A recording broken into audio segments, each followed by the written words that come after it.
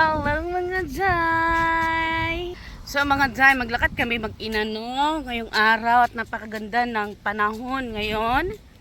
At hindi nag-ulan-ulan kasi recently nag-ulan-ulan mga Jai. Pero ngayon makalakad na ulit kami mag-iina. So usual, ito ulit ang buhay namin, ang maglakad tuwing hapon pagkatapos matulog ng mga bata at magmerienda. So ngayon magpunta kami ulit sa Yumbo mga Jai kasi magbili tayo ng diaper na naman ng bata at ang gatas. Kasi natanggap na natin mga Jai ang allowance ng mga bata. Malaki-laki yung nakuha namin. Thank you Lord kasi may pambili ng gatas at saka diaper ang mga bata. Hindi ko kailangan kunin sa aking sahod. So yun ang kagandahan dito mga Jai. So pero yun mga Jai, makuha mo every quarter. At depende yan sa income ninyo mag-asawa. Dito iba-iba ang natatanggap na allowance sa mga bata. So depende po sa yearly o monthly income na mag-asawa mga Jai. So hello mga Jai, tapos na kaming mag-grocery. Nabilang ko na ng gatas at saka diaper ang aking mga anak mga Jai. So, yun ang kagandahan mga Jai, no? So, yun yung binabudget ko for 3 months, yung allowance nila na nakuha sa government dito. Lumalaki po siya every year. Nadadagdagan po siya ng mga, siguro mga 10 to 15 euros every year. Pero malaking bagay na mga Jai. Kasi yung, yun ang kagandahan dito, may mga option ka naman na mga tindahan na pwede mo bilhan ng mga essential na pangailangan ng mga anak mo, like yan nga, essential ba yung diaper mga Jai? Syempre yung gatas, yes. So yun mga Jai, and hindi naman ganun kamahal yung diaper dito sa Yumbo. Unlike sa ibang store, mahal siya. Kaya dito lang ako nabili talaga ever since na pinanganak ko si Sarah. Dito ko lang siya binilhan talaga ng gatas at saka what do you call it, ng diaper mga Jai, kasi mura talaga dito. Ang laki ng diferensya sa ibang store. And then siguro tapos yung mga damit ng mga bata mga Jai, wala talaga akong nabili kasi puro bigay talaga yung mga gamit nila tsaka yung mga damit. Kasi dito mga Jai, sabi ko nga sa inyo, kapag nanganak kayo dito, as in yung marami magbigay ng mga damit bago pa talaga, tsaka magaganda pa talaga mga Jai. At hindi talaga ako dyan na nahiya kasi kapag may nagbigay ng damit sa mga anak ko, ay talagang mag-yes talaga ako 100% mga Jai. Kasi ang mahal ang mga damit ng mga bata dito mga Jai. Why not yung mga bigay no na bago pa, na pinagliitan lang na ilang suot lang. Kasi dito mga Jai, saglit mo lang masuot, especially yung mga damit na huy. So, yun, nagkita kami ng aking kolega. Mabait yun mga Jai. Sobrang bait niya, very humble ba. So ayun mga Jai, babalik nga tayo. So yung mga damit gamit ng mga bata, laruan, at saka dito saglit lang nga, nabanggit ko na saglit lang nasusuot.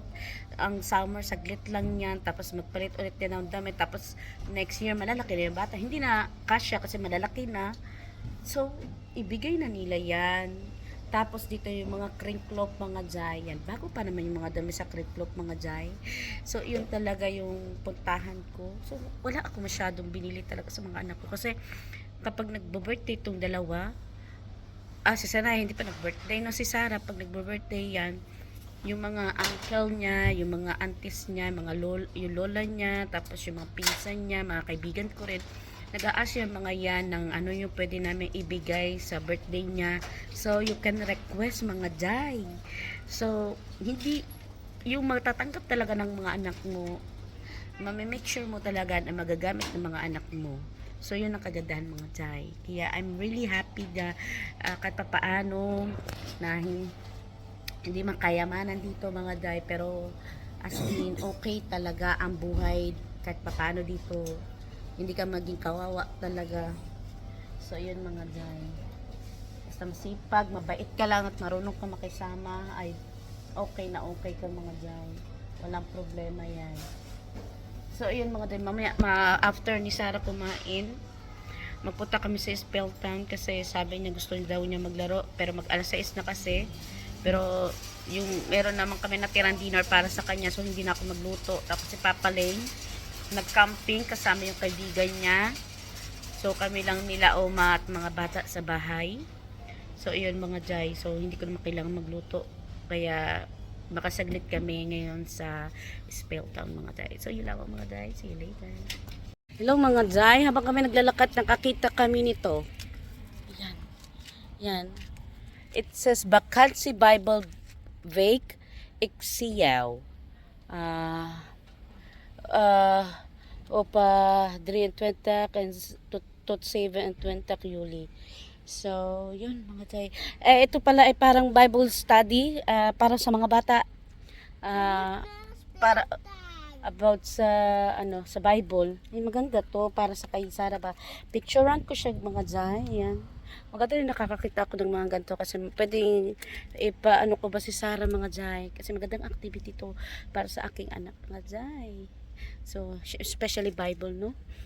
Ano ko siya mga day. Meron siyang music, Bible, Heverhawk, Kunitzilen, Bingo, Kinder Theater, Poop and Cats, Sport and Spell. So, picturean ko siya mga day kasi ipasali ko ang Sarah. Wala naman nakalagay na edad kung ano lang yung pwede, kung sino lang yung pwede. So, picturean natin siya mga day. So, ayan mga day, ayan ang Sarah. Ang ganda ng ating kapaligiran mga day. And nakita kami ng dati kong kliyente mga day, yung una kong kliyente sa paglilinis. Nililisod ko yung bahay niya for almost 3 years mga day. At napakabait niya po. Pero Muslim po siya.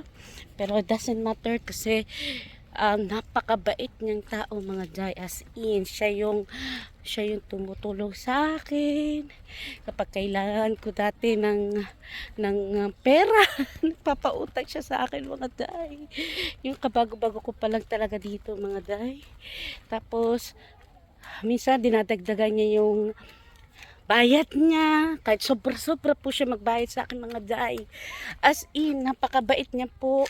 Tapos yung mga anak ko lagi may bagong damit. Siya yung nagbibigay po mga day. Yung baby pa po si Sarah, siya po talaga ang nagbibigay ng mga damit ni Sarah mga day. Sobrang gaganda at napakamahal po ng mga damit na binibigay niya talaga sa kay Sarah noon. Sobra po. So nagkita ulit kami kasi nga mga day parang 1.5 year kami hindi nakita kasi nga naghiwalay sila mag-asawa mga day. Sobrang nalungkot ako sa nangyari. Pero ang mahalaga, masaya siya ngayon mga day. At yun ang mahalaga. At malalaki na rin yung anak niya. Yung isa niyang anak parehas ng pangalan ni Sarah. So, common po ang Sarah sa mga Muslim. Pero hindi po kami Muslim mga day. Yung siya lang. So, yun mga day. Magpunta kami ngayon, no? So,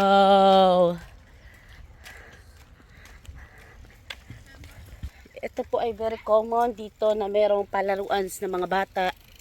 Yan, ayun naman ang kagandahan dito, yung mga palaruan. So, kapag maganda ang panahon, pwede mo dalhin ang mga bata, maglaro-laro mga jay. Yun ang gustong-gusto ko dito. Tsaka, ayan. Sa bawat, para po to, kumbaga sa atin, ang equivalent ng mga day ay baryo. Pero dito, kumbaga sa atin, malalaki ang baryo bago magkaroon ng another baryo, di ba? Halimbawa sa isang probinsya. Dito mga day, parang, dikit-dikit na siya. Pero bawat baryo, mga day, maraming nagkalat na spell town or palaruan na ganito. So, iba-iba yung mga palaruan. Mayroong mga palaruan na maliit lang, may palaruan na malaki. Very common yun dito mga day. Kahit sa kayo tumira, meron mga gantong palaruan para sa mga bata. Talagang dinesign siya sa mga bata, mga day. Ito yung lagi namin pinupuntahan. Kasi gusto ng Sarah magsaglit ba. So, pinagbigyan ko siya. Ayan siya mga day. Kumatsara, yan, ganda. Pauwi na kami. Finally. Pauwi na kami mga Jai. Ayan. At parang lumaki man ang mukha ko dito mga Jai. So saglit lang kami naglaro kasi nandun yung bata na nanakit bigla sa kay Sarah ba. Nandun din yung nanay. So maldita kasi yung bata mga Jai. Kaya natakot ako na bigla niya na lang ulit saktan si Sarah ba. Sinampal niya kasi dito si Sarah habang naglalaro siya ng walang rason.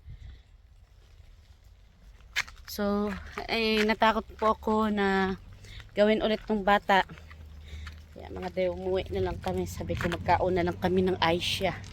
So, yun lang mga guys. Thank you sa inyong panonood. And don't forget to subscribe our YouTube channel mga day. And comment down below kung taga saan kayo para mabatid ko naman po kayo sa ating mga next video. And i-share na rin po ang ating YouTube channel para marami ang makapanood mga day. So, yun lang mga day. Jai, jai.